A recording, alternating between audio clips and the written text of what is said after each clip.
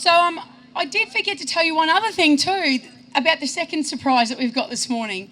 So we've got four more speakers to get through, and then the finale will come out.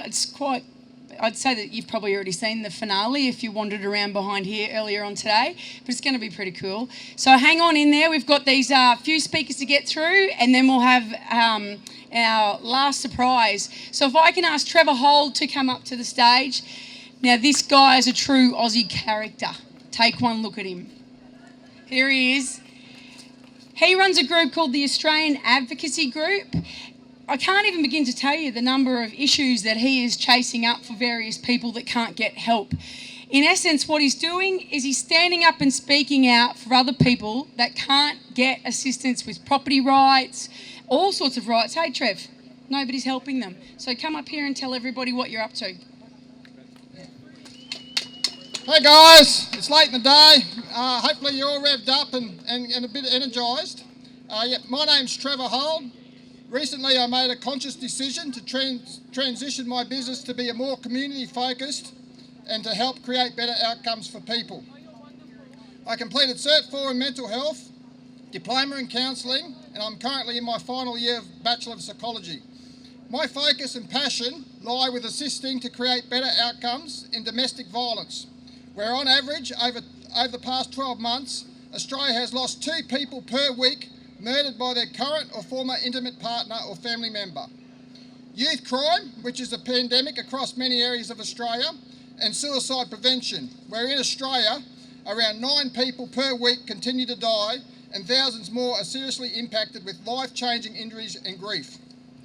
Over the past 8 months, I've been forced to change focus to assist in a community campaign consisting of individual rights, private property rights, and respecting individual choice without coercion. My attention has been drawn to government departments that are minimising the importance of human and property rights and have been portrayed as using coercive control strategies to force their agenda. As a qualified counsellor and mental health practitioner, I have heard many stories of heavy-handed strategies used by the government departments from my clients who report that the denial of their human and property rights and attempts of government coercion creates negative outcomes in their overall health and well-being.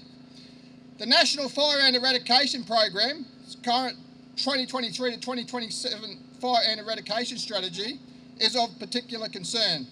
We heard Sarah Maguire from Fire Ant Treatment Alternatives speak about this program earlier, and I am dedicated to supporting this campaign, stopping the denial of human and property rights and the implementation of their irresponsible, reckless and excessive prophylactic distribution of poisonous chemicals. Where are the Greens on this issue? Are they chaining themselves to trees to stop the distribution of toxic chemicals over forest areas? No, hardly.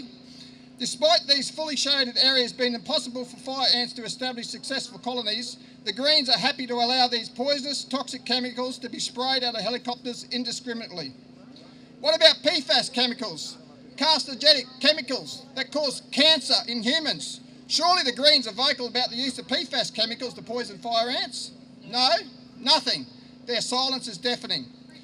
Despite no Australian-based research that can conclude that fire ants pose a greater biological effect than the toxic chemicals distributed in the environment, often where no fire ants exist, the Greens continue to support the distribution of poisonous, toxic chemicals and fail to protect the very values they were founded on, the environment. Members elected at the upcoming federal election must be capable of and willing to hold the government accountable and ensure the David Crisafulli LNP government upholds its stated values. Today I brought in Tiffany, one of my Galloway cows.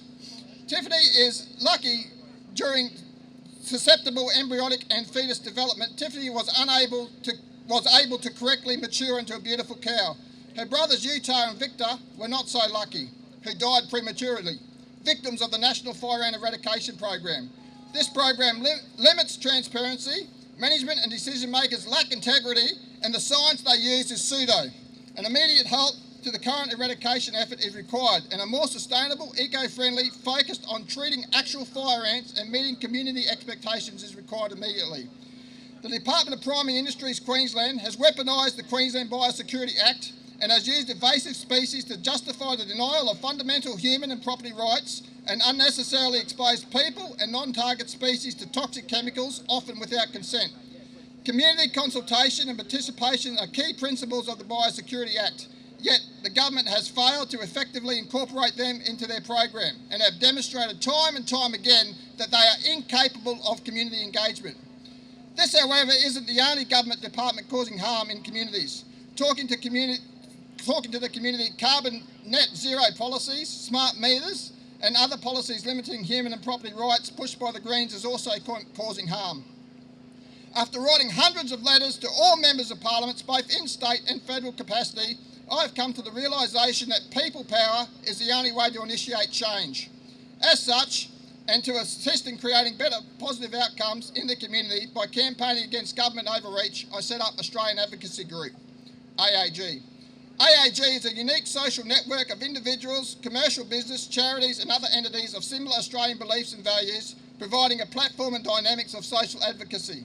AAG believes the government managing sovereignty of its people does so with a social contract that the decisions and actions of the government serve, benefit and promote the overall well-being of the people it represents. In addition, AAG recognises every individual, commercial business, charity and entity is unique and as such should be treated respectfully and individually. AAG core values are based around human and social rights, individuality, choice, security, safety and freedom, empowering the free expression of opinions, ideas and values, promoting mitigation, balance and communications as the first step to any campaign of change. If anyone wants to get involved or wants to learn more about the Australian Advocacy Group, feel free to reach out via aagpilot.com. Enough is enough. Let's demand decision makers place more weight on individual rights, private property rights and individual lifestyle choices because Australia deserves better. Let's put Greens last to this upcoming message and send a strong message that we will not put up with this any longer. Thank you.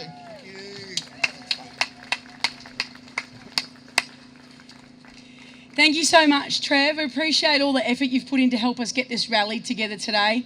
This guy here's been giving us updates every day, all the gear that he's bought on the back of his trailer. Every time he left home, he took pictures and sent it to us all to say what he was up to.